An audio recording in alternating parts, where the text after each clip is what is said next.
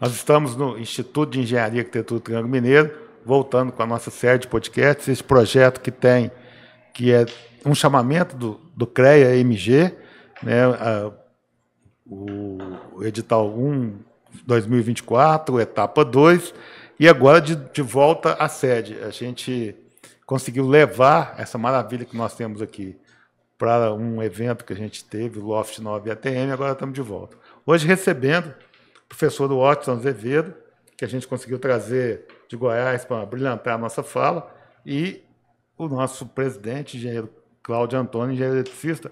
Mas nós vamos falar de um assunto que é interessante para todos. Quando for ao ar, né, quem estiver nos vendo e assistindo, nós vamos estar falando de um assunto que hoje é muito caro ao sistema, ao CREA e a nós do IATM. O professor Washington é engenheiro agrônomo, né? Então, a gente hoje tem entendido a importância do setor. A construção civil é importante no PIB? Mas hoje muito aquém, em muitas áreas, do que o PIB do agro.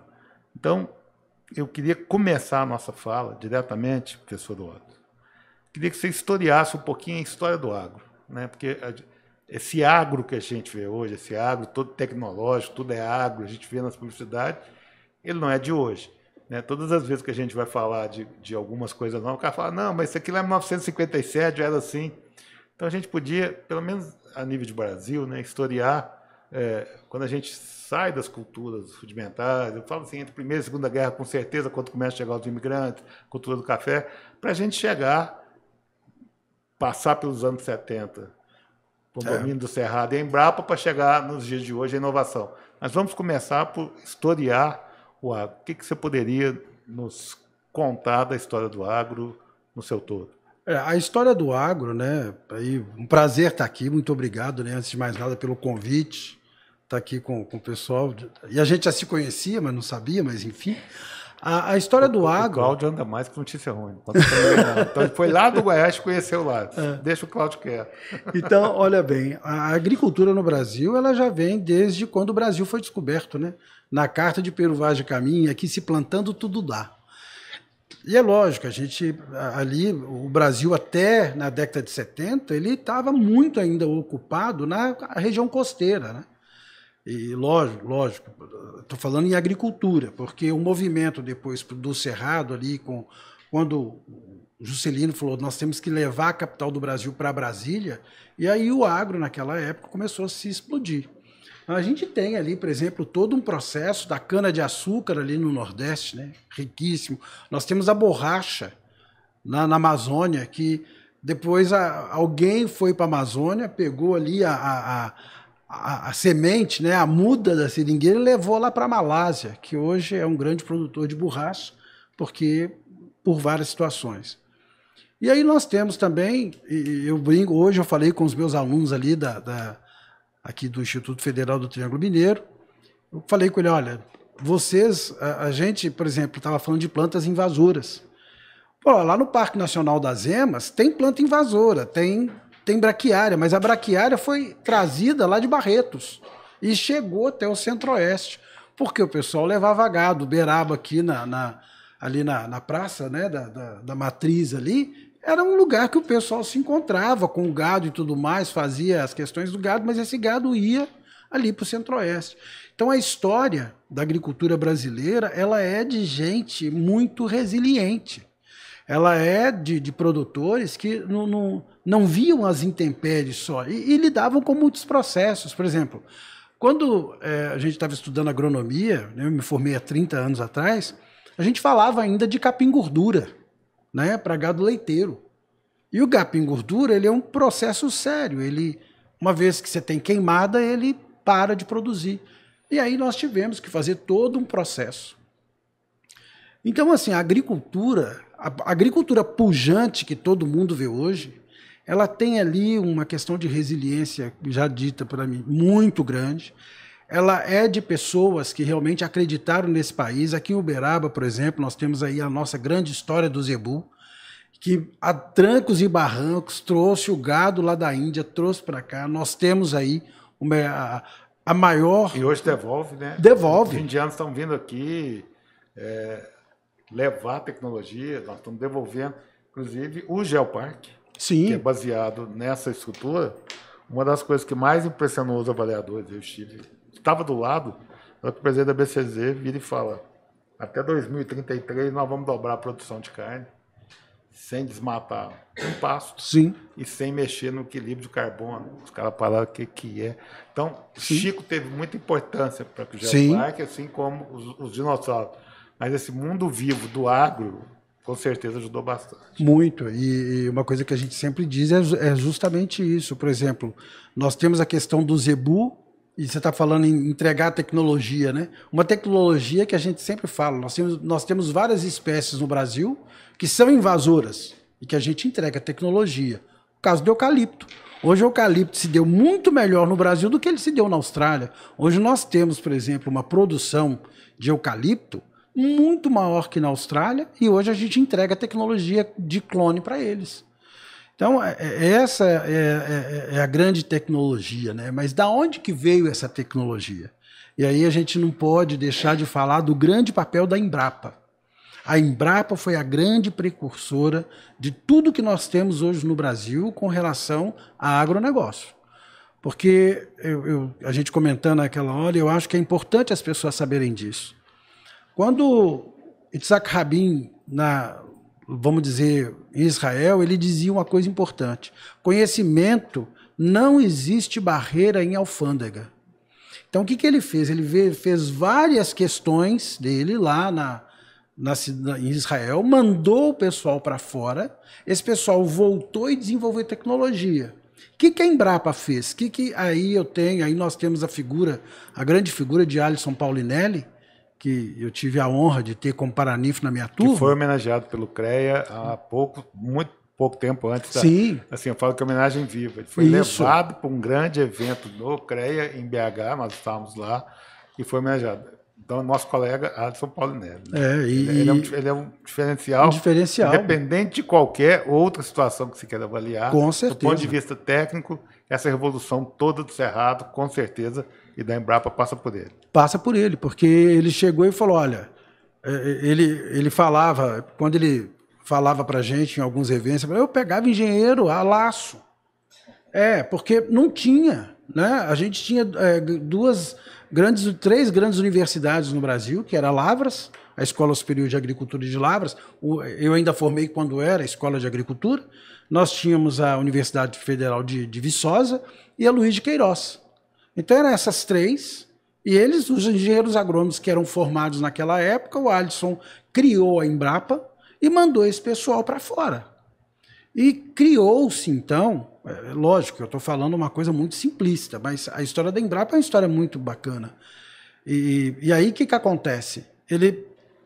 Por exemplo, Paraná, a história soja, era o maior produtor de soja. Então lá ficou o centro tecnológico de soja, de melhoramento. Então, foi mais ou menos dessa forma. Ele foi trabalhado cluster a cluster. Aonde já Justamente. tinha, Uberaba e tal. Então, o que já tinha, isso. Ou seja, não se inventou a roda, não. Fez-se o básico com muita capacidade de tecnologia bem feita. Justamente. E muito disso eu conto nas minhas aulas, porque a grande parte da população não sabe dessa história. Né? Ele não sabe. Então, hoje o nosso agronegócio é forte e pujante por causa disso. Eu estive em Rio Verde há um mês atrás. Aquela cidade, né, ela tem uma pujança que você fala, gente, a cidade parece que não para. Né? Empreendimentos e mais soja, e mais milho, e mais gado, e mais ali, quando teve a história da Perdigão, né? E aí tem a história da Perdigão também, que foi bastante interessante para Rio Verde, na época. Então a gente participou das audiências públicas, de como seria montado, o que eles queriam. Agora, só para você ter uma coisa importante, né? Quando vinha a Perdigão, que hoje já faz parte aí da BRF, a primeira coisa que a Perdigão fazia era construir ela comprava uma terra para poder plantar eucalipto, para que as caldeiras delas pudessem funcionar na questão Eu tenho uma percepção, acho que o Cláudio pode nos ajudar nisso. Aqui em Uberaba é muito comum isso.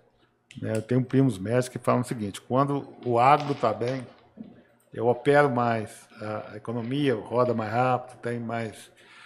Então, eu imagino assim, que nós estamos com o agro bem, né? O Cláudio, como todo mundo é do ramo, né? Mas ele é de formação de eletricista e com certeza eu acho que as demandas, porque a gente outro dia viu falar assim, numa palestra sobre saneamento rural, eletricidade no campo, né? Então eu imagino que hoje, e os dados são que a gente tem no campo pouco mais do que tinha a população dos anos 40, com o Brasil mais que triplicou.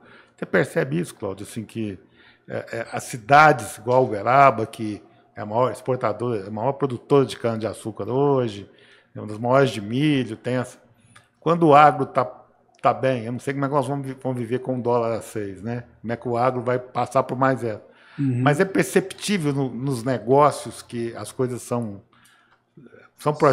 mais projetos contratados. O agro realmente faz a diferença.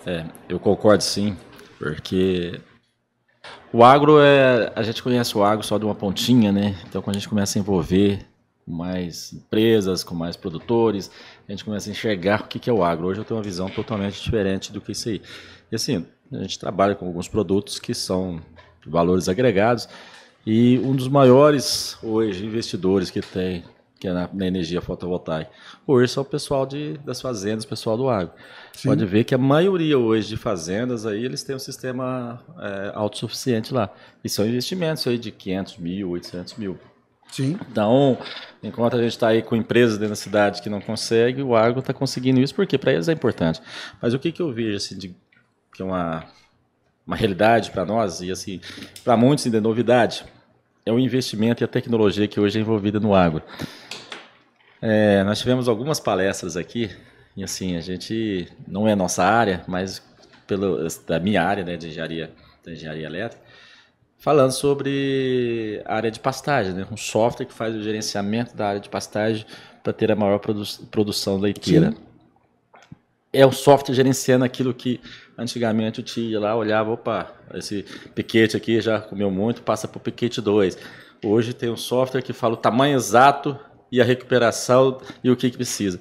Hoje, como você vê essa... Não é nem evolução, vamos dizer, o investimento que teve a gente viu muito isso na genética, né? A gente pega aqui, Sim. Se você pegar essas empresas de genética, a evolução tecnológica deles lá é incrível. Lá eu acompanhei algumas, né? Inseminação é um negócio impressionante. Desde a inseminação básica até hoje, que é a separação, a sexagem, coisa assim que você não enxergava isso. Hoje você vê de tudo. Mas o agronegócio, de uma forma geral, hoje a mecanização é incrível. Hoje você já não vê tantos aviões fazendo pulverização, você já vê drones. Uhum. Então, cada feira que você vai, você vê drones e fala assim, gente, por que isso aí? Não, que ele começa a explicar no evento aqui, o pessoal vem mostrar para nós. Começa a explicar para a gente, puxa, como que você avalia hoje a inovação, a tecnologia no agronegócio, o quanto ele é responsável por esse crescimento, vamos dizer, não crescimento de área de produção, mas de produtividade. Produtividade, sim. A questão do agronegócio, né, se você for olhar, por exemplo, o milho que nós vemos hoje não é o milho que era antigamente. O trigo que a gente tem hoje não era o trigo, ou seja, a questão genética, do melhoramento genético, ele não vem só da área animal, mas ele vem também muito da área de culturas mesmo. Então, quando você vê melhoramento de soja, que foi feito lá no Paraná, o de milho aqui, né, de novo, vendo essa questão da Embrapa, quer dizer, o pessoal criou uma época em que podia se plantar o milho em solo alagado, né? Justamente para isso, porque os pequenos produtores precisavam disso. Então eles criaram esse milho, era um BR, eu não me lembro o nome, 252, 250, uma coisa assim, que ele fazia isso, ou seja, a Embrapa tinha que pensar no produtor e criar tecnologia para ele. É o que a gente faz hoje, que é a grande questão da pesquisa aplicada. Ou seja, eu quero fazer essa pesquisa hoje para ela fazer com que a sociedade tenha aí mais lucro, para que o produtor tenha mais dinheiro no seu bolso, né? Uma vida digna. Então, eu penso dessa forma. Com esses estudos, podemos dizer que não existe terra ruim. O que não existe hoje é o produto certo para aquela terra. Justamente. Hoje você produz, por exemplo, o cerrado brasileiro... É o melhor exemplo, né? É o melhor exemplo. Eu lembro que... eu cerrado só servia para... Como é que chama? Gabiroba. Sim. Só para vocês terem uma ideia, A gente ouviu história de pessoas que trocaram terra por... assim, ele chegou, um cara queria comprar uma terra e falou, eu quero montar um negócio lá na cidade tal, você monta um negócio para mim, me dá os engradados lá e toma a terra. Engradado de cerveja, Guaraná, porque ele queria comercializar com aquilo. Ele perdeu a terra e hoje também não tem mais um negócio. Então, o grande lance, por exemplo, qual foi a tecnologia que colocou o cerrado onde ele está hoje? Calcário. O solo extremamente ácido, mas tem uma resiliência muito forte. Os nossos solos de cerrado são os solos mais antigos do mundo. Não estou falando de questão geológica. Estou falando de questão de... Aí já é uma questão que eu teria que explicar com muito mais didaticamente, porque, por exemplo, a gente tem um período de seca muito grande. Então o solo está ali quase que sem reação nenhuma. E depois vem essa quantidade de chuva e fica chovendo. Então essa interação com a água desse solo foi fazendo com que alguns nutrientes fossem embora. E aí a gente tem aí um desgaste natural e aí nós temos esses solos, os latossolos, que são solos que aguentam maquinário, que tem, como dizia um professor meu lá em Lavras, são solos que eles são sustentáveis. Se você aplica o calcário fertilizante, ele te retorna. Então, hoje, a gente começa com todas essas tecnologias, e aí sabe o que está acontecendo? Hoje nós temos uma tecnologia que está voltando ao que falavam os nossos ancestrais na agricultura, né? De fazer ali, hoje, eu estava até conversando com a colega aqui, a gente falava, cara, produto orgânico, toda essa questão, tá, mas vocês estão voltando para lá. Hoje a pessoa que quer um produto orgânico, o produto orgânico ele é baseado em esterco animal. Ele não pode usar o elemento químico. E aí nós temos, e ainda bem, você está falando de tecnologia, os agricultores, muitos deles já produziam, né, ali os seus estercos, o que hoje está sendo chamado de bioinsumos. Gente, é uma coisa tão interessante quando você vê pessoas que têm a terra dele. É que eu entendi, agora chama bioinsumo, né? Bioinsumo. O velho bom esterco virou bioinsumo. Mas é importante também, sim, essa nova nomenclatura, porque para as coisas se renovarem e as estruturas de marketing poderem vender e atender seus clientes, e fala a verdade, é o nome mais palatável, bioinsumo. Não, e outra, é porque hoje, em vez de ir lá no curral, lá pegar o esterco, que eu fiz isso da infância, porque eu morei na vila que eu morava, a gente fazia, né? Recolhia o esterco, ia lá no curral, pedia, fazia, deixava, a gente levava aí, guardava ali e ia curtir para depois usar, porque não era, tinha que deixar um tempo, depois não podia ser utilizado de imediato. Então, hoje já tem até um nome bonito, carinha. Mas o mais interessante é que, por exemplo, eu lembro, e a gente vê isso, por exemplo, eu tenho um produtor, e ele tem aquela terra ali, ele deixou essa terra, parte daquela terra como nosso... A gente tem aí o Código Florestal, aí nós temos ali a reserva legal. Sim. Então ele ia naquela área e pegava parte daquele solo e fazia uma cauda, por exemplo, para poder pegar todos aqueles micro-organismos que estão ali no solo, os fungos, bactérias e tudo mais, multiplicava aquilo para poder colocar em uma outra área, para poder aquilo renovar o solo. Então, isso aí foi uma questão bem importante. A gente vê isso hoje em vários lugares. Por exemplo, o Paraná sofreu muito com problemas de solo. O Paraná teve aí uma crise muito grande, solos que estavam indo embora, levando adubo, O que o pessoal fez? O Paraná aí o governo se juntou, a sociedade pública organizada, a sociedade civil organizada, mais os legisladores, fizeram um grande, chamava Programa Rural Sustentável. Era um programa do Paraná. E esse programa visava o início do plantio direto. Depois disso, o Paraná foi se recuperando e isso começou a ir para todo o país. Então hoje, quando você fala, a gente hoje tem um plantio mínimo, plantio direto, ou plantio na palha, justamente para quê? Para haver menos revolvimento. Uma vez que eu tenho menos revolvimento, eu tenho mais micro-organismo, eu tenho mais vida no solo. E aí as plantas ficam mais protegidas, por incrível que possa parecer. Isso é uma coisa tão importante, e isso é tecnologia. Nós temos aí, por exemplo, eu participei de um projeto que era um projeto de agricultura sustentável. Foi um projeto que durou 3 anos, e a gente trabalhava, e a gente criou o ICMS Rural, lá em Mato Grosso do Sul, na época. Como é que ele funcionava? A cada etapa que o produtor galgava numa situação, até chegar no plantio direto, ele tinha uma quantidade de desconto ali no ICMS. E isso foi muito importante, porque aí os produtores realmente começaram a fazer a proteção dos mananciais de água, a proteger o solo, a fazer tudo isso. Então ele galgava essa questão. Ou seja, o plantio direto, hoje, ele foi tão importante que ele tem uma associação de plantio direto. Eu tenho produtores conhecidos que a propriedade dele não tem grade, não tem mais. Ele não usa esses insumos mais. Ele planta direto na palha. Então, ou seja, essa tecnologia, você tem água no solo, você sofre menos intempéries, pode se ficar seco que aquela planta ali vai, né, aguentar um pouco mais de, vamos dizer assim, de variação, de seca. As variações também. Essa evolução no agronegócio hoje, qual que é o percentual que seria Embrapa? Qual que Embrapa nós estamos falando de fomento do governo, né? Fomento público, né? Uhum. E qual que é a parte das iniciativas?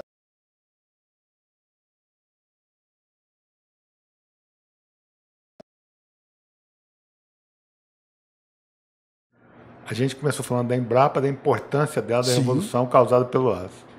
Aí o Cláudio começou a tocar, e aí nós já estamos falando da Embrap. Não, a gente está falando da Embrapa iniciativa- mesmo. Embrapa mesmo? Só que ele está colocando assim, como que a Embrapa, ela resolveu... Porque, por exemplo, a Embrapa, ela é a empresa pecuária brasileira. A Embrapa, ela funciona como uma empresa mesmo. Né? E aí, o que acontece? Ela faz todo esse processo e também tem um processo que ela pega aquela tecnologia que ela desenvolveu e negocia isso. Ela pode vender. Ela pode vender. Então, isso é muito importante, porque é dinheiro público e que está sendo ali, olha, nós desenvolvemos isso e você pode usar. Está sendo multiplicado. Está sendo multiplicado. Essa é a grande questão da Embrapa. O que nós temos, e eu falo, é o seguinte, é muito bom. Por exemplo, eu tive numa empresa aqui em Uberaba e fui visitar a empresa e vi lá uma colega de doutorado, ela é doutora e está trabalhando no laboratório da empresa. Aí você fala, caramba, que coisa boa as empresas terem profissionais qualificados trabalhando dentro. Porque a empresa brasileira ainda, eu vou dizer o seguinte, ela ainda investe pouco. Ela ainda investe... Ela não é uma empresa que investe muito ainda nessa qualificação. Pesquisa e extensão. Ainda é acanhada nas universidades, nos institutos federais e mais ainda a nível de iniciativa privada. Hoje, por exemplo, como a gente estava conversando, né, os institutos federais, quando ele foi criado aí em 80, né, foi 89, não estou lembrado a data, mas o que aconteceu? Foi ali no governo...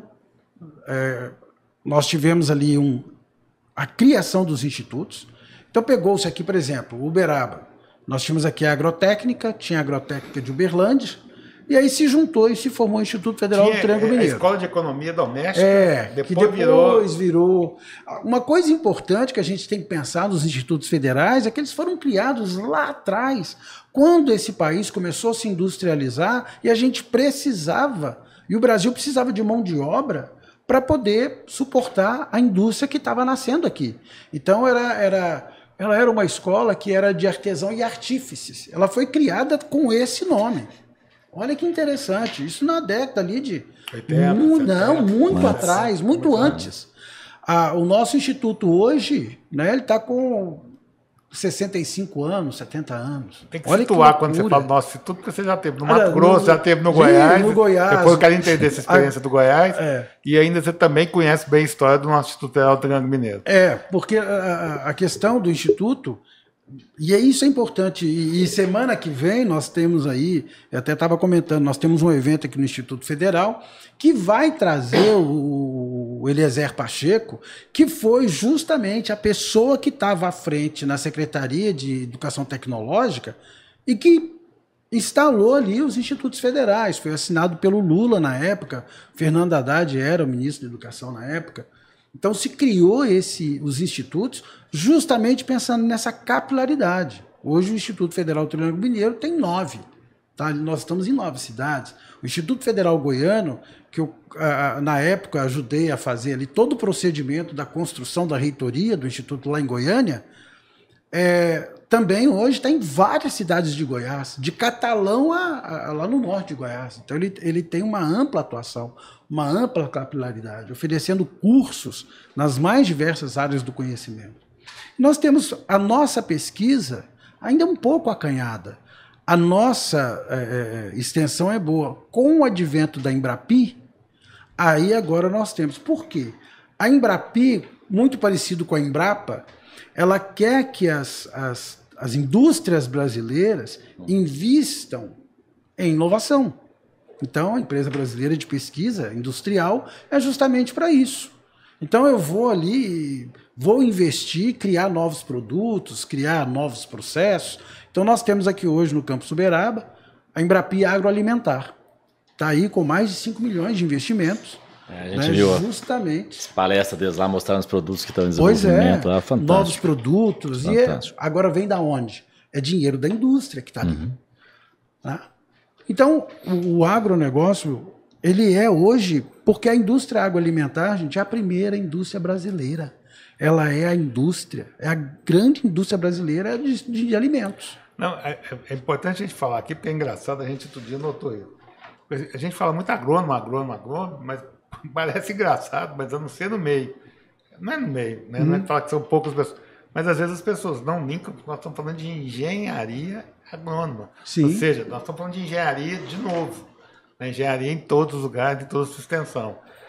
Tanto que o nosso Conselho Regional de Engenharia e Agronomia, sim, por conta talvez dessa importância, desse reconhecimento, desse entendimento histórico. Né? Eu fui falar da Primeira e Segunda Guerra, você já voltou lá no Peru Vaz de Caminhos, eu achei fantástico. Sim.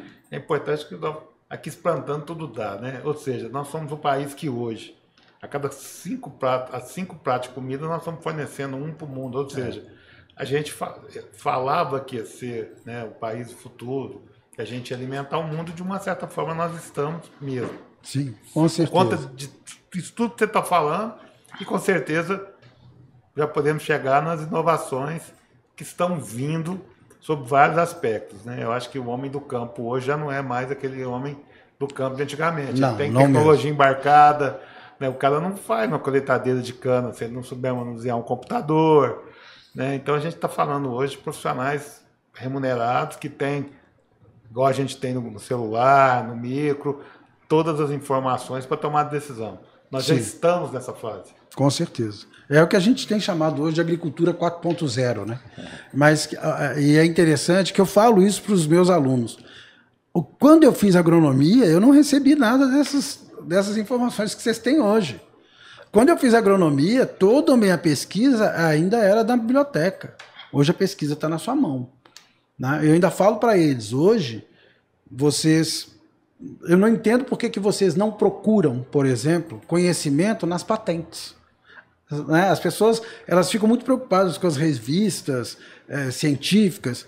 Rapaz, vai procurar conhecimento nas patentes, porque está lá. Todos os estudos. Tem um mundo de coisa mais novo que não está nem no artigo, mas está nas patentes.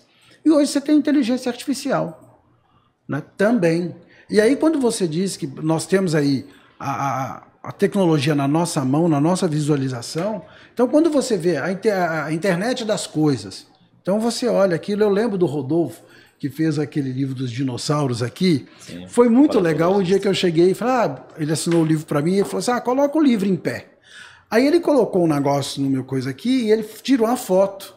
Eu não via, mas pelo computador ele viu um dinossauro em cima do livro que eu estava. Quer dizer, é aquela realidade aumentada, né? Uhum. Imagina, eu estava segurando um dinossaurozinho. Né? Então, a tecnologia hoje, ela é tão importante, porque você tem ali, por exemplo, na minha área, que é fertilidade e nutrição de plantas. Rapaz, isso desenvolveu assim assustadoramente. Porque hoje eu tenho, como você disse aí, eu tenho ali drones que eles fazem fotografias, vamos dizer assim, esqueci o nome agora, mas são quentes, né? Então ele faz aquelas fotografias ali e ele mostra as cores que estão ali. A determinada cor é onde você vai atuar mais ou menos, onde está com mais crescimento ou menos crescimento. É como se fosse aquela onda, tem que falar em futebol, as tais ondas de calor. Isso. Eu estou esquecendo o nome da fotografia agora, mas depois eu lembro. Então você fotografa ali, o drone tá se deslocando, e é importante porque ele olha ali e fala, olha, aqui às vezes está mostrando uma área que está com problema, por exemplo, de nematóide. E isso em qualquer cultura, ou uma gente. praga que está ali naquela... Ou uma praga. Então, o que a gente pensa hoje, hoje eu estou lecionando para os meus alunos, eu falo com eles, gente, hoje vocês têm informação demais. Então, nós professores hoje, eu sempre digo o seguinte, antigamente o conhecimento vinha de cima para baixo. Hoje não vem mais. Hoje eu sou apenas, e adoro ser, uma pessoa que estou seguindo, fazendo com que eles peguem aquilo que seja realmente importante dentro daquela disciplina que eu leciono para levar eles adiante. Porque a informação está tão rápida que se você não se atentar àquela questão de sistematizar e falar, isso aqui é importante, isso não é, pelo menos para essa disciplina. Então, o que você quer? Por exemplo, hoje eu leciono na área de projetos. Então, hoje, e não é só o projeto, não o projeto arquitetônico, não, mas é o projeto mesmo. De captação, Lênin. Todo aquele processo de você desenvolver, fazer a estrutura analítica do projeto, eu ensino isso tudo para eles. E sabe o que é mais? Eu também ensino a mexer com a inteligência artificial. E sabe por quê? Porque a inteligência artificial ela é ferramenta. Ela é ferramenta do meu trabalho hoje. Ela é ferramenta para todos os estudantes. Eu não estou falando... O pessoal fica, mas ele não pode fazer um trabalho para mim com inteligência artificial. Não, eu quero mais é que ele faça assim. Sabe por quê? Por um motivo muito simples. Para que você volte para a inteligência artificial, os alunos vão ter que ler mais e escrever mais. Então, esse retorno, aquela base que nós aqui tivemos lá no nosso ensino, quando a gente tinha português na faculdade, produção de texto, interpretação de texto, a maioria dos cursos hoje não tem essa disciplina. Não tem, nos cursos superiores. Então a gente vai ter que resgatar isso. A inteligência artificial está fazendo com que a gente resgate isso. Então eu ensino para eles, sim. Porque eles têm que aprender a perguntar e aprender a analisar o que a IA está te colocando. Essa questão da IA surgiu no início dela, né? Que tá todo mundo agora, você já está burro, vai ficar mais burro ainda. Porque hoje a rede social hoje estragou muito. Eu tenho um filho de 15 anos, tudo para ele, você vai fazer isso? S. O que é isso? É sim, pai. Não, escreve sim. Né? Porque amanhã você vai sentir falta disso aí, né? Eu não gosto nem do final de semana, é FDS. Então, hoje ninguém escreve. Eu hoje tenho dificuldade com essas coisas, às vezes a gente tem dificuldade, né? Então o WhatsApp corrige, o Google corrige, então a gente ainda consegue isso. E o IA surgiu com essa definição. Agora vai se formar mais burros ainda. Só que muito pelo contrário.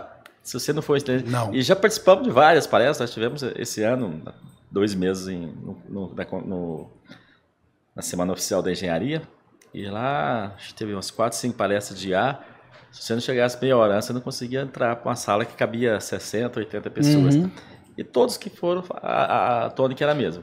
Vai ter que estudar... Você vai ter que ter um vocabulário muito bom e saber interpretar. Sim. Então, hoje, qualquer estudante hoje, dificuldade tem a interpretação. Interpretar hoje é a maior dificuldade de todo mundo.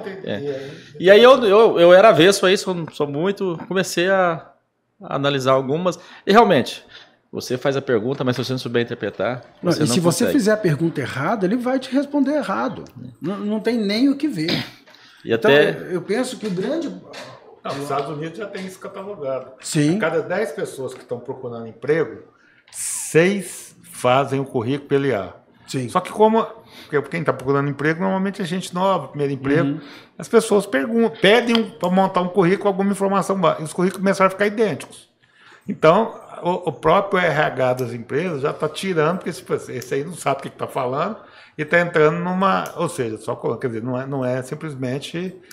a pessoa falar com o IA, né? Você vai fazer um contrato com o IA, você tem que saber perguntar a cláusula. A cláusula não é uma... Senão vai vir um contrato tão importante, tanto que eu acho que nós 3 que estamos com o cabelo branco, não devemos nos preocupar com a IA.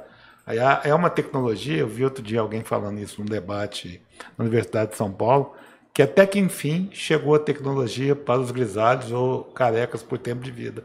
Porque nós vamos saber perguntar por experiência e vamos saber avaliar, analisar por conhecimento. Então, chegou a nossa fase da mentoria. Nós vamos poder nos arvorar em ser mentores. Não, e na verdade, só para você ter... eu sigo muitas pessoas ali no LinkedIn e a gente sabe disso. Que muito das empresas estão contratando aquelas pessoas mais experientes como nós, justamente para esse cargo. Para essa questão de... Por quê? Porque com a experiência que nós temos, nós conseguimos escrever bem, interpretar bem dentro de cada área. Você consegue, dentro da sua área, fazer um comando para ela que um estudante jamais conseguiria. Então, essas empresas hoje estão valorizando esses profissionais. Ainda bem. Né? E isso é o grande ponto. Então, mas voltando para a tecnologia na agropecuária, é a mesma coisa. Gente. Se eu tenho um laudo que a inteligência artificial está me colocando, porque aquilo ali é um algoritmo. É simplesmente um algoritmo. Então, aquele algoritmo vai se aprendendo. Então, eu tenho ali o dado da pastagem. Ora, se o dado que está ali eu não conseguir interpretar, ele não vale nada. E eu tenho falado isso para os meus alunos. Não vale nada. Então, se você não souber interpretar o que está ali, e hoje, o caráter de qualquer profissão é justamente isso, é você saber analisar. Hoje, dentro da nossa engenharia, né, de qualquer situação, hoje todo engenheiro, ele é uma pessoa extremamente, tem que estar capacitado, inclusive para administração. Não tem outro jeito, porque quando eu vou administrar um projeto de engenharia, rapaz, quando eu vejo ali, por exemplo, eu faço um projeto de agronegócio, né? Então, quando você faz o projeto do agronegócio, é algo extremamente importante. Então, eu tenho que olhar todas as fases, eu tenho que ver tudo que eu estou entregando, tudo que eu vou entregar, tudo direitinho. Ou seja, a inteligência artificial me ajuda a fazer isso? Ajuda, desde que eu pergunte certo e que ela me entrega com o laudo totalmente certo. Tem uma outra coisa que eu gostaria de tocar, e que a gente tinha comentado também, com essa questão da tecnologia, que a gente sempre fala que a empresa, hoje, ela ainda está muito incipiente com relação a tecnologias e inovações, né?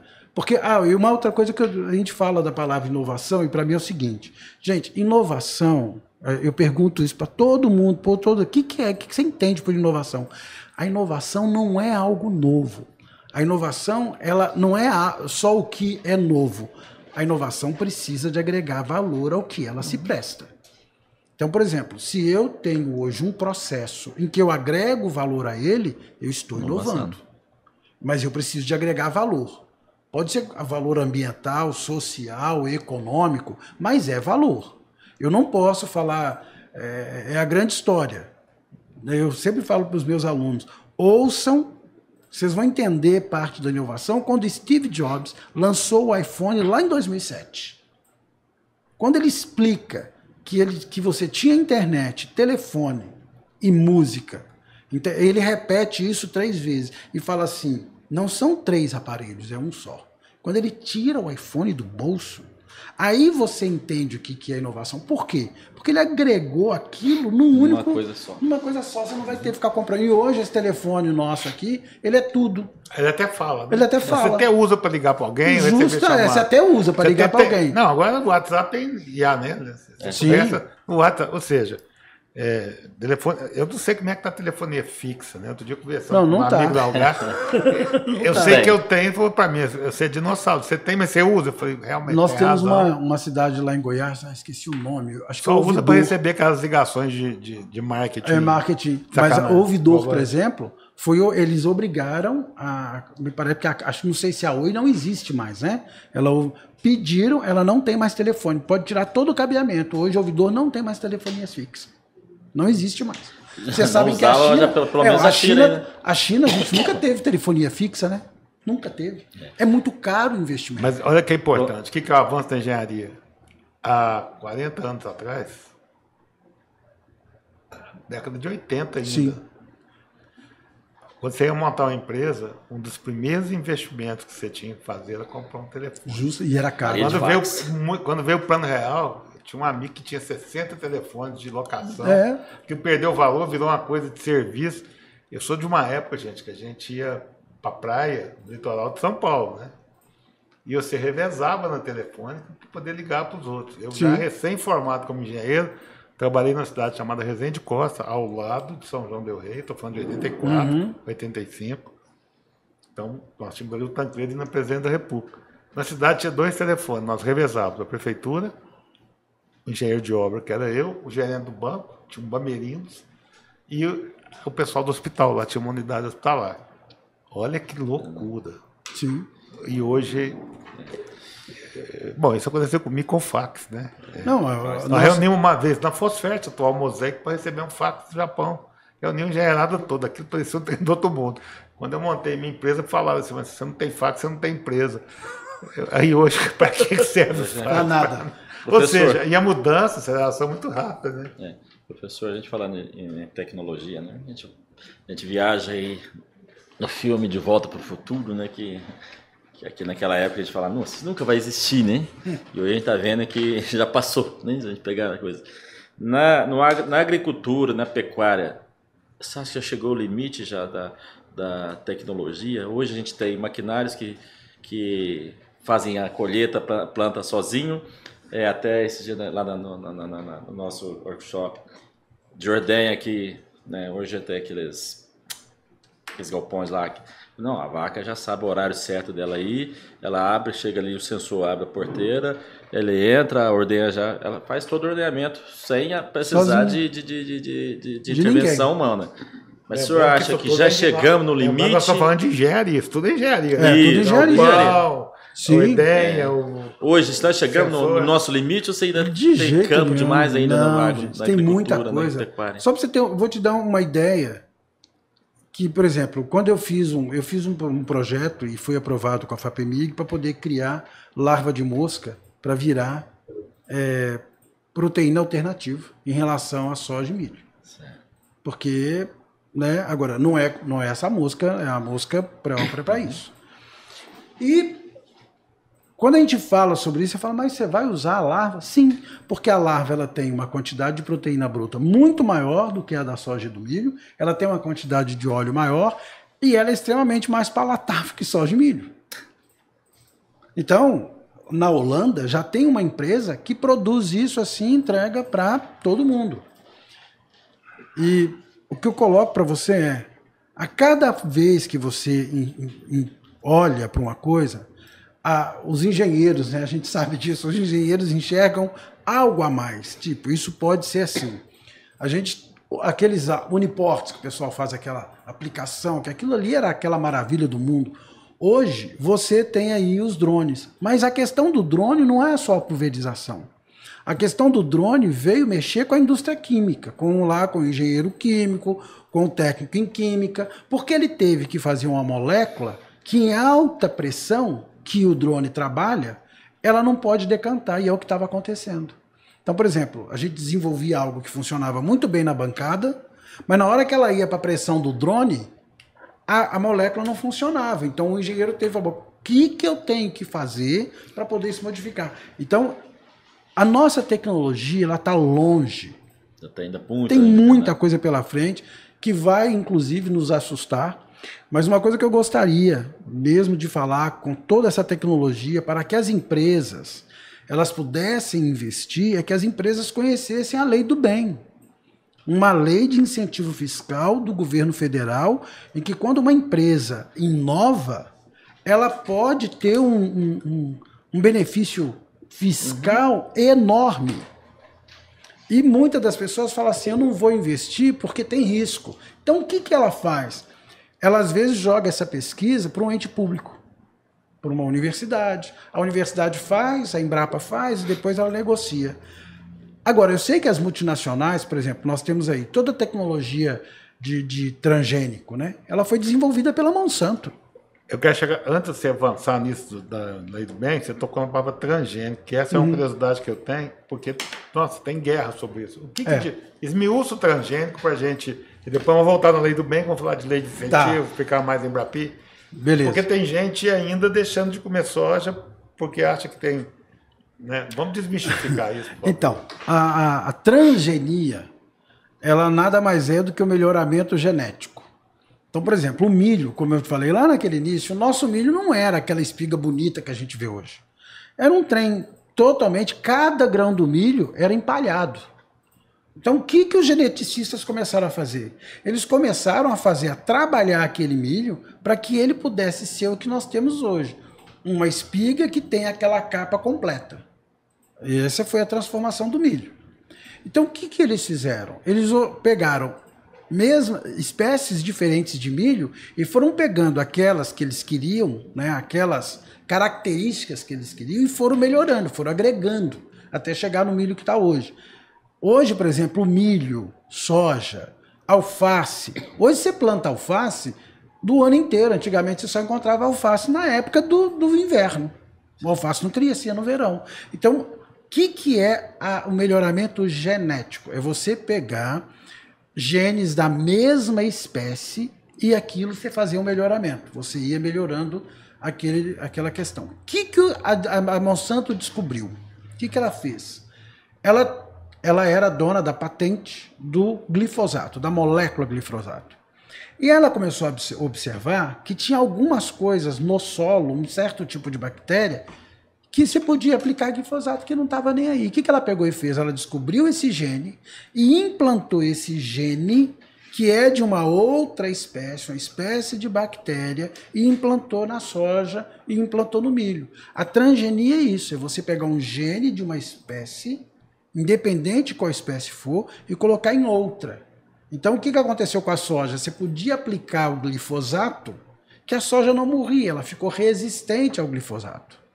Então, a transgenia é isso. Agora, o pessoal aí veio, os ambientalistas, que, né, eu sei, eu inclusive leciono para a área ambiental, e falo com o pessoal, gente, vocês têm que parar com essa questão de xiitismo. Vocês olham até a radicalismo mania, radicalismo. Em qualquer lugar, né? Porque eles olham aí tem uma pessoa que vem, fala, grita e tudo mais, aí o pessoal acredita, mas não sabe a questão técnica por trás. E fizeram vários testes. É a hora que a rede social atrapalha. Atrapalha. Porque dá voz para quem não poderia ter voz. Para quem não tem. E aí muita mentira é feita, muita fake é esparramada, e aí a coisa vira... Né, porque nós já sofremos com isso, porque isso foi... Nós tivemos... Várias fazendas foram invadidas, muito dinheiro, houve muito prejuízo, efetivamente, por desconhecimento. Justamente porque há provas, já em vários arquivos científicos, comprovou que a questão transgênica não causa absolutamente nada. O pessoal fala, porque vai alterar o gene, porque nós vamos ter uma questão assim assado, ou que vai ter alergia, que o povo... Nunca aconteceu. Isso não é real. Porque, na verdade, o que está ali é um gene que vai simplesmente dar aquela situação. Por exemplo, a Embrapa já criou um algodão azul. Ela criou um algodão, ela coloriu as fibras do algodão. E foi por questão de transgenia. Uhum. Teve já experiências do pessoal colocando o gene que traz a luminescência do vagalume para plantas. Ela não saiu de laboratório, mas a planta ficava luminescente quando ela estava no escuro. Então, assim, são técnicas que o pessoal utiliza com muito cuidado, né? E justamente, então o pessoal fica falando, hoje nós temos transgênicos em todos os lugares, em várias plantas. Então é muito difícil. Aí você fala, mas essa aqui não é transgênica. A empresa informa para você se esse milho é ou não, se essa soja é ou não. Mas toda tecnologia também, muitas das vezes, tem o seu reverso. Eu tenho já hoje, por exemplo, plantas daninhas que já são resistentes ao glifosato. É igual quando nós tomamos antibióticos. Remédio demais para a gente também. Remédio demais para a gente, também é a mesma coisa. Então, assim, a gente precisa de desmistificar isso. É muito importante as pessoas buscarem informação com quem pode dar informação real para ela. Para técnicos. É importante quem está nos vendo e ouvindo, assistindo, é importante esse projeto do CREA, né, que gera, inclusive, um termo de contratação entre o Instituto e o CREA, e a gente poder estar levando isso. Sim. Né, eu acho que uma das coisas mais importantes, porque nessa forma da fala, inclusive, depois é bom que todo mundo saiba, a gente vai soltar pílulas. Né, essa fala nossa, ao final, além dela estar inteira na íntegra no nosso canal do YouTube, subir para o nosso site, a gente vai... Então, quem gosta do bom conhecimento, com o tempo, assiste a aula completa. Sim. Quem não gosta, não tem a desculpa de não de não olhar pequenas pílulas e depois ter informação. Você está falando, acho muito importante. Carinho, antes de você entrar aí, voltar no assunto da Embrapia, essa coisa do legal, vamos entrar, só quero dar uma provocada, levantar um assunto que o agronegócio, a pecuária é sempre visto como vilão, né? Assim, ultimamente, na falta de alimento, ela é a heroína. Começou as coisas ficarem bem, o agronegócio passa a ser vilão, tudo aí de ruim. O agronegócio é culpado por isso, se a Amazônia está desmatada é porque estão querendo desmatar para criar gado, para essas coisas. Tivemos 2 exemplos negativos, e assim, que teve uma repercussão forte, foi aquele caso do influencer que falou mal da carne, e aí o Bradesco, o Bradesco contratou e teve aquilo, e teve aquela repercussão, o Bradesco, aqui em Uberaba, o BCZ fez deu churrasco o dia inteiro, o pessoal que estava na rua, e o Bradesco acabou tendo que se retratar. E tivemos agora há poucos dias a questão do Carrefour também, que fez aquela colocação, aí todas as associações nacionais fizeram aquela nota de repúdio. E o que a gente vê é que, esse dia para trás eu vi uma entrevista de uma pessoa falando que o PIB, salvo engano, a participação do agronegócio no PIB é 1/3, né? E aí ele fala, não é 1/3. Porque se não tiver agronegócio, você não tem fábrica de colheitadeira. Se não tem fábrica de colheitadeira, eu não tenho alimento. Se não tem alimento, nós temos que importar.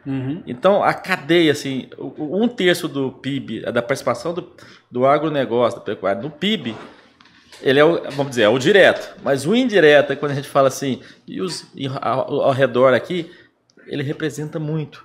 Porque, vamos longe, Sertãozinho, que era um polo da indústria, né, da sua alcooleira, o que virou quando deu aquela decadência das usinas? Você vê, Sertãozinho virou um cemitério de fábrica de estruturas para usinas.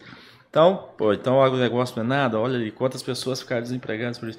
Então, quando isso repercute mal, vamos dizer, o boom que dá o estrondo que dá é muito grande, porque a gente fala que a construção civil ela tem um poder muito grande de empregabilidade rápida.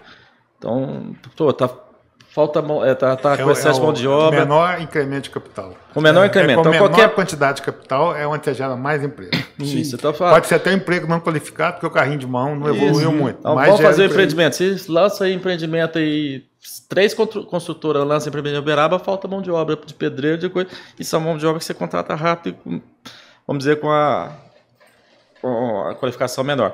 O agronegócio hoje, a gente vê que não existe mais aquele tratorista básico. Você não chega lá e contrata um tratorista. Hoje, se ela não tiver noção de GPS, ela não consegue trabalhar hoje num agronegócio. Se você for numa indústria igual as usinas de açúcar e álcool aí, você pode ver que o nível é muito alto. Então, o que é a sua visão quando a gente fala de PIB, de participação no PIB, de evolução? Se a gente pegar aí um apanhado aí da evolução, da tecnologia, participação no PIB e o amedrontado que vive o produtor rural, porque se chove muito ele perde a produção. Essa seca que tivemos aqui ele perdeu.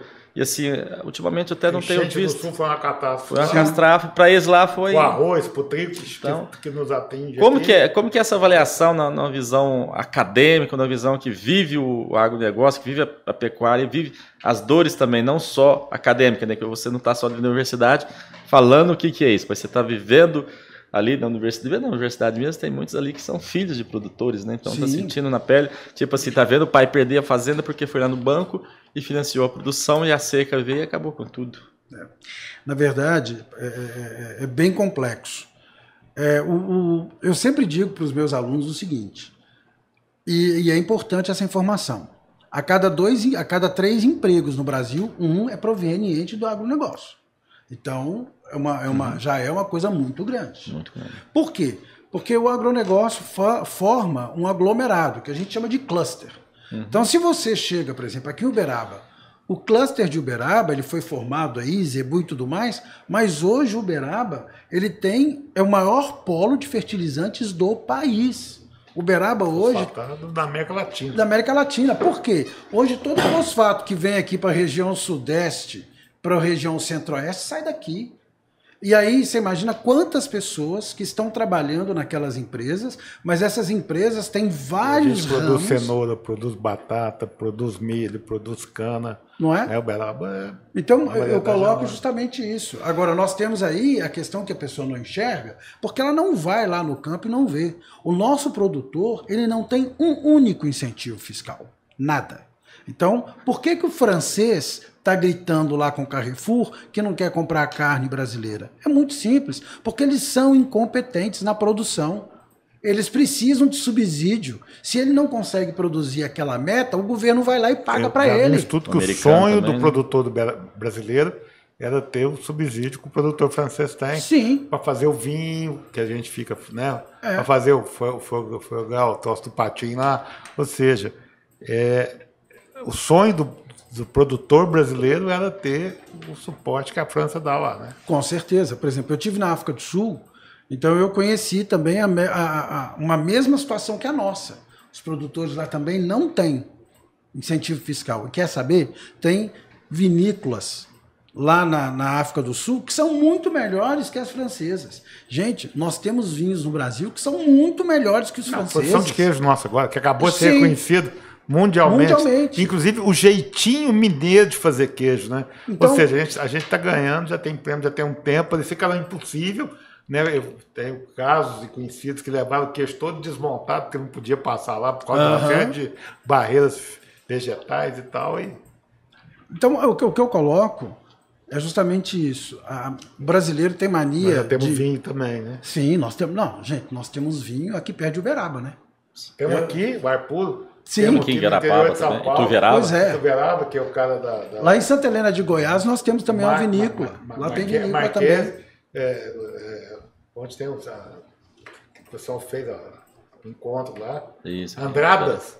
Tem Andradas, vinho hoje, justamente. tá sendo, eu tenho um irmão que gosta muito, inclusive nosso colega de engenharia civil, ele falou, ó, tem uns vinhos lá, já pode começar a prestar atenção.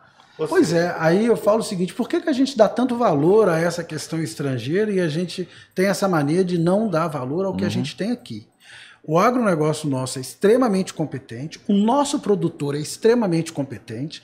Hoje, na verdade, o pessoal fala, mas você está tirando emprego. Por exemplo, quando foi obrigatório que a cana não fosse mais, que ela teria que ser colhida, Organizada. né, que ela não pode ser mais, colocar fogo, aquela coisa toda, e ser colhida à mão, mas você vai tirar emprego de muita gente. Gente, isso não ocorre. O emprego muda apenas de lógica, de situação. É O lógico agro que é. deu vazão, e esse Sim. cara ficou lá, né? Já vi vários estudos, inclusive palestras, onde o cara fala, nós adotamos o boia fria, chamado boia fria, e demos qualificação para ele está em outro lugar. E é justamente isso que aconteceu com o agronegócio. Hoje eu falo com os meus alunos aqui no Instituto, né, que eu leciono ali projetos para a área do pessoal ali do agronegócio, da agropecuária, e falo para eles, gente, se vocês estão achando que como técnicos vocês vão sair daqui e não vão ter emprego, tem, e não é pouco não. Tem muito fazendeiro, tem muito, hoje eu nem chamo de fazendeiro, eu chamo hoje realmente de empresário. Tem empresário aí que contrata esse técnico vai morar na fazenda, esse técnico pode chegar a ter 16 salários por ano, porque ele está ali na produtividade, ele tem moradia. Então, o que eu coloco, isso eu vivi também lá em Goiás. Quando eu fiz o projeto, a gente estava lá numa fazenda e o produtor, ele dava tudo ali, ele dava moradia, tinha água, tinha tudo. E pergunta se ele tinha rotatividade. Nenhuma. Ninguém saía. Então, esse, para mim, é o grande lance, quando a gente coloca que o produtor francês é cheio de larga disso, é porque, na verdade, ele é incompetente, porque lá na França existe uma... Oportunidade ele tem, né? Tem, mas sabe o que acontece? Na França é tudo muito compartimentalizado. Quando eu estive lá, a gente visitou alguns lugares, então assim, esse lugar aqui produz isso. Por isso que você encontra aquelas questões geográficas, sabe? Eu tenho lá o vinho Bordeaux, eu tenho o queijo Roquefort, que é daqui. Se não for daquela região, não pode ser chamado de Roquefort. A França é cheio disso. Só que isso agora não tem mais tanto valor como tinha antes. Então eles estão acuados, sim. Porque nós temos um produto extremamente bom, Sanitária não se tem. Gente, o Brasil é um país que mais se preocupa com sanitário, com a questão sanitária. Outra coisa que nós temos aqui que eles não têm lá, vai lá na França e vê se você tem floresta naquele lugar. Não tem. Hoje o Brasil, isso são dados do INPE, 63% da floresta originária do Brasil está de pé. Aí o povo começa com esse xiitismo da Amazônia pegando fogo. Lógico, a gente sabe que tem algumas áreas, mas não é a Amazônia inteira. Não é o Pantanal inteiro. É porque você fala em campo de futebol, é uma medida muito pequena para falar da Amazônia. Nessa história da União Europeia com o Mercosul, que é a razão, que eu também reconheço, eu entendo que é a razão do Carrefour, aquela bobagem que foi falada lá, e do próprio parlamento, muito bem rebatido aqui, inclusive pelo parlamento brasileiro, a autoridade, né, nós estamos em novembro, quem nos assistir, pode ser que na hora que esse programa estiver no ar, esse nosso podcast, já vai ter sido assinado o acordo da União Europeia com o Mercosul, até pela irrelevância da França em relação à nossa carne. Porque a autoridade da União Europeia já está no Uruguai para assinatura do... Então eu penso assim, vai ser um ganho muito grande para os produtores do lado de cá, né? E eu acho que isso vai gerar... Porque a gente já está fazendo produto com a qualidade que eles têm. Nós já temos vinho medalhado, queijo medalhado, estamos falando de várias situações que o Brasil hoje é referência, não só o Brasil, né? A gente já tem até, vamos dizer assim, avançando um pouco mais, entre os 50 maiores restaurantes do mundo, a culinária peruana hoje é uma referência. O Brasil tem referência nessa área também, entre os maiores, ou seja, nós temos a ganhar. Então, é importante, eu queria que todo mundo entendesse o que o CREA quer com esse tipo de trabalho que a gente está contratado para fazer, e falar que é o seguinte, o mercado de trabalho para os engenheiros agrônomos nunca teve tão bom, eu acredito, e vai estar sempre melhor, né? Porque você falou que está começando. Nós nem chegamos perto do teto em relação à tecnologia. Nós temos áreas para... Eu dei essa informação aqui, vinda do presidente da BCZ, que nós vamos dobrar a produção de carne no Brasil sem desmatar um pasto, sem desequilibrar. Ou seja, eu ainda brinco com quem vai morar fora do Brasil, né? Não, Portugal... Nós somos a 9ª, 8ª, quando estamos muito bem, a 5ª economia do mundo. Escolha bem para onde você vai, que você não tem economia muito melhor do que a nossa para te abrigar. E o agro, junto com o setor da construção civil de forma mais pura, hoje estão de 50%, 60% de forma direta, impactando no nosso produto interno bruto. Eu acho que é isso, né? Então, eu acho na verdade, uma coisa importante que você está dizendo, nós nunca tivemos numa situação em que a construção civil estivesse tão pujante também, né? Você vê lançamentos atrás de lançamentos e as questões estão indo. E o pessoal fala, mas ela não é para baixa renda. Gente, ela não é para baixa renda, eu vejo isso de uma outra forma. Tem muita gente sendo bem remunerado para poder comprar esse apartamento, para poder... E o quanto a empresa não lançaria se não tivesse mercado. Né? Esse para mim é o lance. A gente tem tirado o brasileiro da linha da miséria, voltamos nisso, talvez possa melhorar a distribuição de renda, isso é uma discussão mundial, porque a concentração não é um privilégio do Brasil, é um assunto que preocupa inclusive os Estados Unidos, onde poucas pessoas estão concentrando, então em algum momento a ordem econômica mundial vai dar uma reequilibrada e a gente vai ter mais crescimento, mas dentro do que está aí, né, porque o próprio Minha Casa Minha Vida, que é um projeto feito para a baixa renda nos seus níveis, mas tem Minha Casa Minha Vida de 200 mil, tem vários estilos para isso aí. Então, nem todo mundo tem que morar no mesmo conjunto para poder atender o social, porque o social hoje, de uma certa forma, vai passar por todo mundo. Né? Vai. Uma coisa que a gente sempre fala, né? O brasileiro tem muito a ganhar, quer saber? O europeu também. Ele vai ter muito a ganhar provando dos nossos produtos, sabe? Tendo aí algumas coisas que nós fazemos muito melhores que ele. A questão, o europeu não come carne, gente. Não come carne. Ele come linguiça, salsicha, mas carne do jeito que nós comemos no Brasil, ninguém come. Do jeito que a gente come, não. Não come. Uma das maiores faltas que a gente fala, vou viajar para os Estados Unidos, para onde você quiser. Você pode ir para onde você quiser. Você não come carne lá como você come aqui. Não come. Não mesmo, então, isso é uma coisa importante que a gente tem que dizer. Na China, então, esquece. Não. Eu, consegui, em 15 dias, emagrecer 4 quilos. Não é fácil que eu sou bom de garfo. Mas aqui, eu tenho esse case, eu vivi isso. estava na antiga Fosferto e a gente, na época, comprou um motor de um fabricante sul-africano. Ele morava em Paris, morava na França, mas a origem dele sul-africano, o cara que andava pelo mundo. Aí ele trouxe a esposa para o Brasil, veio para cá, motores especiais, acho que motor mesmo. Tem tanto tempo, mas o que me chamou a atenção foi o seguinte: o pessoal não tem um bom restaurante francês para levá-lo aqui no Beraba, estou falando de 30 aí. Uhum. Aí alguém falou, gente, mas isso ele tem lá. Sim. Mas churrascaria ele não tem. Não tem. Olha, eu nunca vi um casal, eles não eram jovens não, comer tanta carne e beber tanta caipirinha. Sim. A senhora dele fala para ele, você não vai me tolher, que coisa boa é essa? É. Né? Então, eu acho que a gente precisava valorizar, sabe, tirar o tal do complexo de vira-lata, né, que o Nelson Rodrigues também falou, esse complexo de inferioridade que nós temos, porque a gente tem um país bom na mão. Outra coisa, a maioria de nós é infinitamente melhor do que aqueles ruins que compõem a sociedade, que às vezes tem espaço na própria mídia social e nas mídias tradicionais, porque a gente vê assim, nós temos 513 parlamentares, a gente vê falar de 5 e acha que 5 são 513 e tem gente produzindo bons trabalhos lá.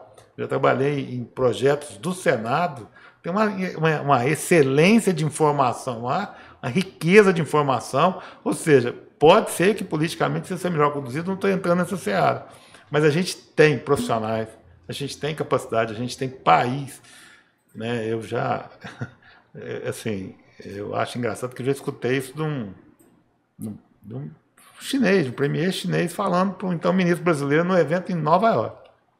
Vocês têm tudo para resolver lá. Sim. Não, mas nossa legislação trabalhista atrapalha. Vocês têm, é só mexer. Sim. A China não pode brigar com ninguém, gente. Ela tem 1,5 bilhão quase meio de chineses e só tem 10% de área agricultável. Cláudio, quem gosta de cerveja, qualquer botequim na China, e lá tem muito, tem todas as cervejas do mundo, porque como eles têm que vender para o mundo, eles têm que comprar do mundo. Então, o que o mundo tem para vender, eles compram. Quer dizer, então eu acho que a gente tem um potencial, e é importante você estar falando com essa vontade, porque a gente reconhece quando a pessoa tem brilho nos olhos, tem informação, mas gosta do que fala, sabe do que está falando. E, de novo, ninguém aqui está fazendo um podcast para, nossa, são inocentes. Não, a gente sabe das dificuldades, a gente sabe dos problemas, a gente sabe, mas a gente tem potencial. Eu acho que, assim, dura ser exigir de quem não tem para dar. O Brasil, enquanto país, nós estamos no limiar mesmo, a gente está engatinhando, apesar de ter 524 anos, a gente tem muita coisa pela frente, com todas as condições para ter ainda melhores condições na frente. Então, essa juventude que está chegando hoje, quem está adentrando a área de saber tecnológico, entrando na área das engenharias como um todo, mas na engenharia agronômica, na agronomia de modo geral, está com tudo por fazer, né? Está com tudo por avançar. Eu sempre falo para os meus alunos justamente isso. Vocês estão hoje trabalhando, estudando numa área tecnológica. E o Brasil precisa disso. A gente ainda não cresceu o tanto que deveria ser, porque nós temos ainda um gap aí, né? Vamos dizer assim, uma falha muito grande de pessoas ligadas à área de tecnologia, principalmente na área de matemática, na área de ciências exatas mesmo. Então eu falo para as pessoas, a gente tem que cultivar. Você gosta de matemática? Rapaz, segue o ramo, porque você vai ter tranquilidade lá na frente. Vai ter nem a empregabilidade. A empregabilidade. Vai escolher, né? Eu falo isso para eles, né? Gente, antes ser empregável do que ser empregado. Então, quando você tem empregabilidade, você estuda, você vai mexer naquilo e você tem o foco, esse foco vai te levar a vários lugares. Agora, como é que eu falo? A gente está lá, às vezes, lecionando e o rapaz está lá mexendo no celular. Guarde isso aí. Não, tá, depois a gente discute, vê o que a gente pode fazer. Por quê? Como eu estava comentando aquela questão, nós não somos mais dono do conhecimento, então ele tem um conhecimento ali, eu tenho que levar ele para onde ele quiser. Mas o mais importante é a gente saber que o brasileiro hoje precisa de dar valor à terra que tem. A gente precisa, o que a mídia faz hoje com a gente, a rede social faz? Ela só mostra o ruim, ela não mostra o que há de bom ali atrás. Então quando eu falo isso, que os meninos colocam lá, a gente fala, gente, nós temos hoje, a cada 3 empregos no Brasil, 1 é do agro, eles assustam. Assustam. Ah, mas a gente vê porque eles só enxergam a cidade, o comércio e tudo mais. Aí eu falei, mais um motivo. Quem é que mais emprega no Brasil? O pequeno. É o pequeno empresário. Ele que mais emprega. A roupa tem fibra que vem do agro. Não é? Nós temos tudo. Nós vamos dar um número para o senhor, que nós fizemos visita o ano passado, esse ano também, nas cidades da região aqui nossa, que faz parte da inspetoria de Uberaba, são 9 cidades, e uma delas é Campo Florido. Então a gente chega na cidade pequena, Veríssimo tem 2 engenheiros, Conceição tem 50, aí lá em Campo Florido nós conversando com o prefeito, na época, Renatinho. Aí o carinha falou assim, não, nós estamos fazendo esse trabalho, então a gente quer fazer reuniões com os engenheiros. Não, mas aqui 4 engenheiros. Aí o carinha falou assim, eu falei assim, não, aqui você tem 41, né, carinha? 41 engenheiros. Mas onde que eles estão? Onde que eles estão? Olha, o que é o agronegócio lá? Pô, aí ele foi enumerando, nomeando, né? Ele foi falando o nome dos engenheiros que conhece. Não, fulano de tal, constrói, o outro é projetista, não sei o quê, o outro trabalha na empresa ali. Aí ele somou lá 4, 5, até o Serginho, que é o secretário. Onde estão os outros? No agronegócio, nessas fazendas suas aqui, tudo. Então, aí quer dizer, olha só, a própria estrutura pública não estava sabendo o que era o potencial do agronegócio dela. Então, você vai em cidades, nós fomos aqui em Conquista, conversar lá, falei, não, vamos levar aqui que é a riqueza para expor lá na Expo Siga com a gente e tal, né, no 24º lote. Ela, não, mas aqui nós não temos nada. De repente ela vai, mas pode levar a empresa aqui que faz produtos de soja, sem glúten. Vamos ver, uma empresa de Conquista, que na verdade é Jubaí, a Believe, que exporta para vários lugares hoje, para vários países, está aqui em Jubaí, fornecendo um produto. Pô, o que é aquilo ali? Uma cidade igual Jubaí, eu acho que Jubaí se... em volta para essa mente das empresas. É o distrito de Conquista. É o distrito que se movimenta em forma da empresas da Machutal, né? Mas, poxa, olha que produto que está ali. É exportadora já. Então, quer dizer, o que é o agronegócio para a região deles ali? Fortíssimo. Para nós aqui, ninguém sabia. Eu até conversando com o Gleice, que eu até falou assim, não, eu estava lá em Rio Quente, conversando com o cara lá, e falou assim, eu compro produto, não, você é de Uberaba, eu compro um produto que é fabricado lá em Uberaba. Eu falei assim, mas lá não fabricamos esse tipo de pão, né? Não, pão sem glúten, que não sei o que lá, que é especial, porque minha filha tem esse problema disso. Ele falou, não, mas nós não temos, só tem. Aí ela falou, não é Uberaba não, é em Conquista esse produto. Sim. Quer dizer, o cara em Goiás, no nível bom, é um produto que é feito aqui em Uberaba, mas onde que chega isso aí? Ninguém sabe. Então, eu vou te dar um exemplo. Para a gente falar o que é a força do agronegócio, até onde que está chegando, o que se tem nele, e às vezes ninguém está sabendo. Quando você fala assim, quando a gente o aluno ali na academia, na faculdade, se assusta que agronegócio é pouco, a evolução é pouco. Não, olha aqui, eles estão tendo produtos que estão sendo fabricados aqui e já está sendo exportado. Então, no país inteiro você tem e está indo para fora do país. Não, o que eu coloco é justamente isso. Eu sempre falo, gente, vai lá no LinkedIn e vê o que é que está sendo buscado de emprego nessa área.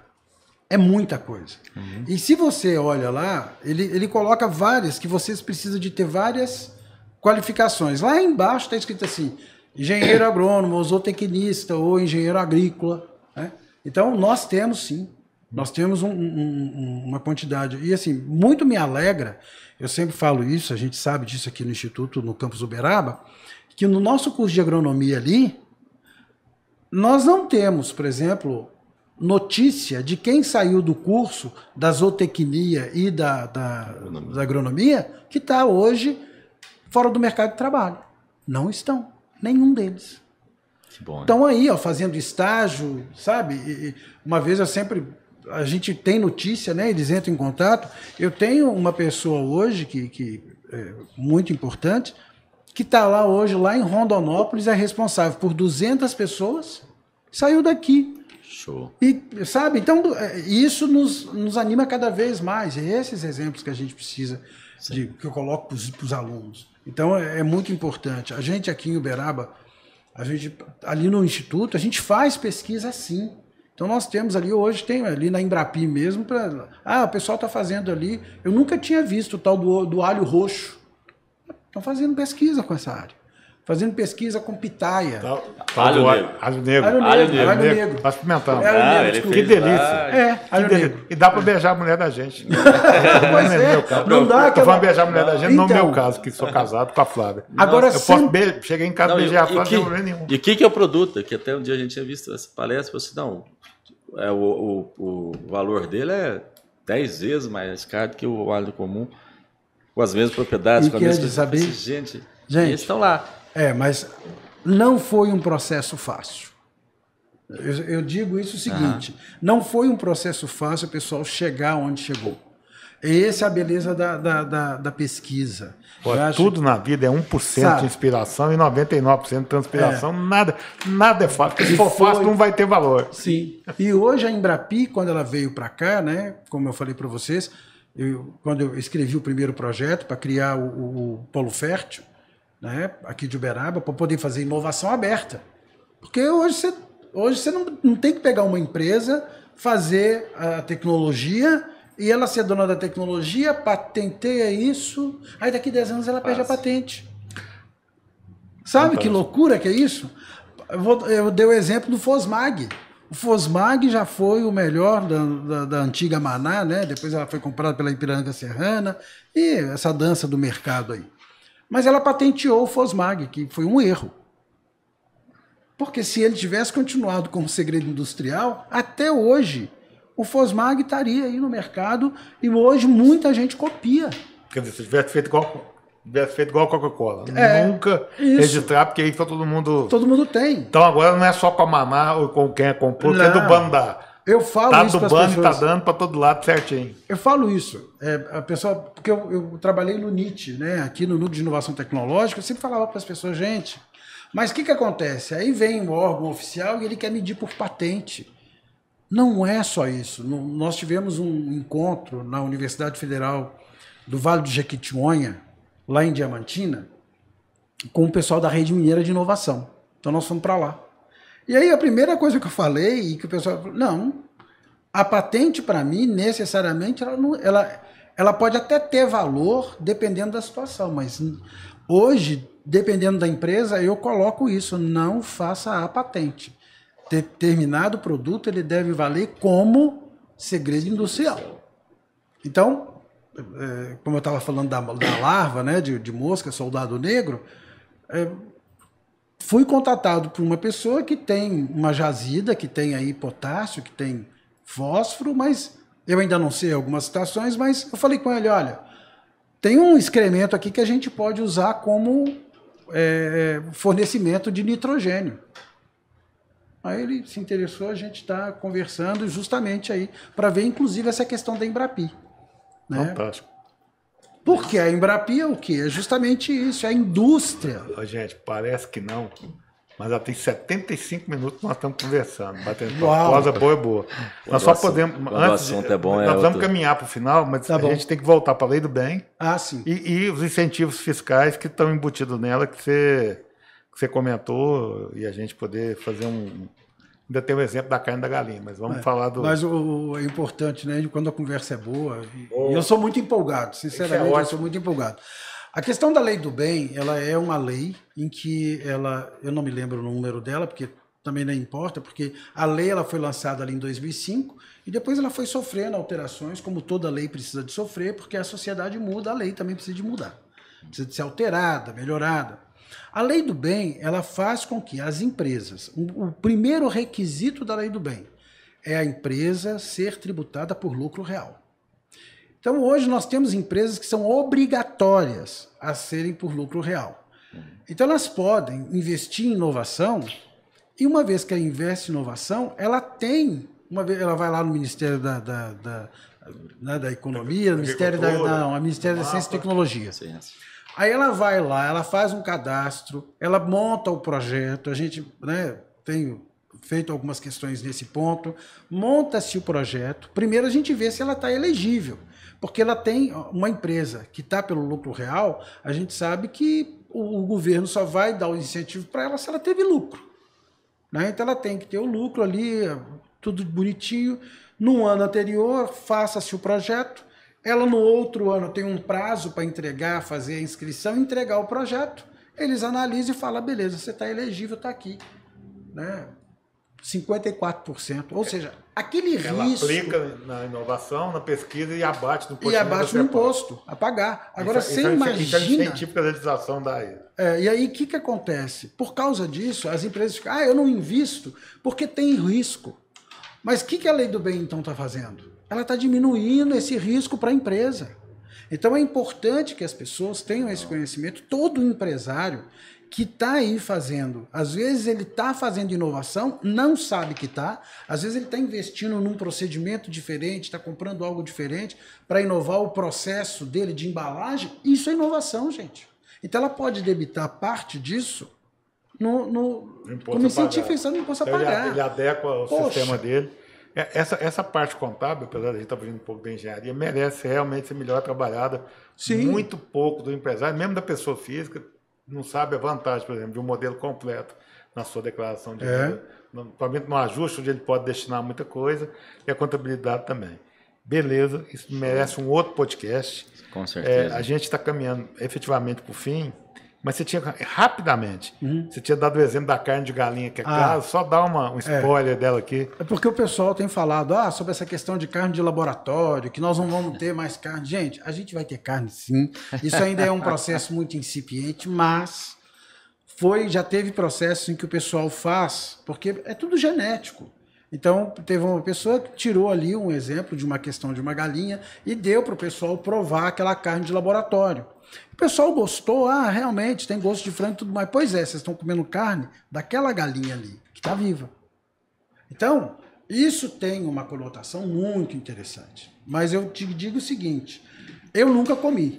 Nós vamos ter que fazer um outro. Porque, na realidade, você está matando uma máxima do empreendedorismo, que a gente fala assim, né? A galinha bota o ovo, faz um barulho danado, o pato faz um ovo, uma hora não fala nada. E a gente usa também, engenheiro empreendedor nato, a história do bife a cavalo, né? Sim.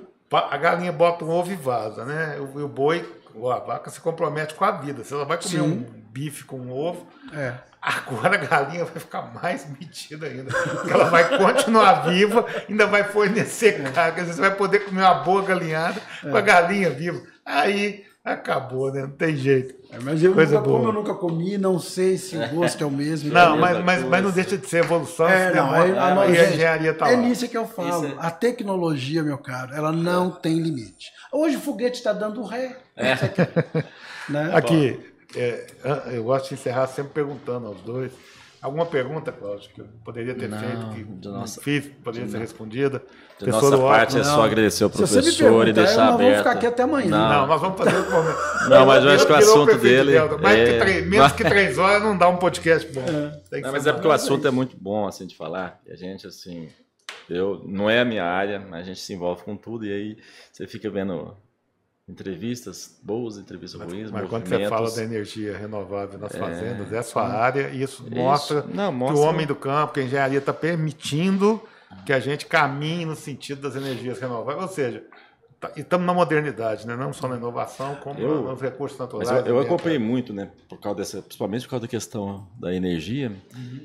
O agronegócio, ele evoluiu muito. Pode ver que muitas fazendas têm biodigestor. Né? Na hora que, fizeram os galpões, o que eu vou fazer com esse esterco aqui, eu usei esse nome ainda. Vamos transformar isso em energia. Pode ver que muitas fazendas que se organizaram têm os biogestores deles. No início era difícil conectar. Virou fonte de energia. Mas vou só te dar um exemplo dessa questão. Teve um rapaz, que a gente faz os TCCs da vida, e aí teve um rapaz que falou, cara, nós tem lá eu não estou dando conta de ver aquele gás lá do biodigestor sendo queimado. O que a gente pode fazer? Vamos transformar ele. Aí ele pegou um motor de Scania, colocou o motor e colocou lá o gás. Só que o gás tem muito enxofre. Então ele arrebenta com tudo. Sabe qual foi a solução que ele encontrou? Bombril, palha de aço. Colocou a palha de aço no cano, tinha um cano que ele podia tirar, o enxofre ficava ali, detonava a palha de aço, mas o gás que estava lá estava livre de enxofre. Viu que tecnologia? Viu que inovação é isso? Esse é um verdadeiro show de inovação, né? Que agregou uma coisa que já existia, agregou de uma forma simples, né? Em nome do Instituto de Engenharia, mas principalmente em nome do Conselho Regional de Engenharia e Agronomia, que nos permitiu estar aqui hoje fazendo esse podcast. A gente tem uma série, a gente quer levar o conhecimento e o CREA tem nos patrocinado através do chamamento 001-2024, na sua segunda etapa, de volta a casa, porque a gente remontou toda a nossa estrutura para fazer aqui.